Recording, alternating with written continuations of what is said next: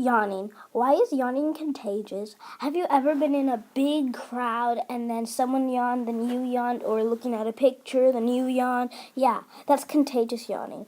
Even reading about yawning can make you do it. Now, a new study offers insights into why contagious yawning is such a powerful force. Yawning when others yawn.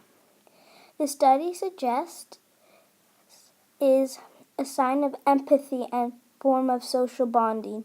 Kids don't develop this deeply rooted behavior until around age 4, the study found.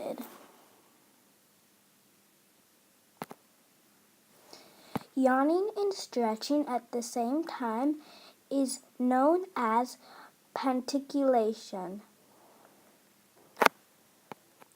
You can open your auditory tubes by moving your mouth and neck muscles, such as yawning.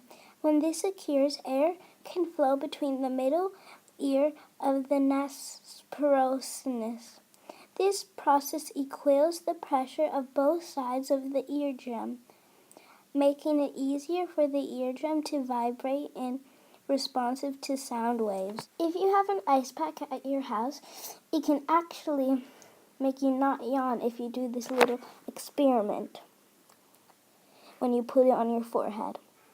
The logic behind this is because when you yawn, it's to cool down your brain. And if you put an ice pack, you won't yawn because your brain is already cooled down. But if you do yawn, then your brain will even cool down more. But if you yawn while you're really hot, in a really hot place, then it's true, but you'll actually get hotter. So that's the logic behind it. Yawning can actually increase your blood pressure and increase the amount of focus you use. So now you know a little bit more about yawning. Hope this helped you get information about yawning and how it's contagious. And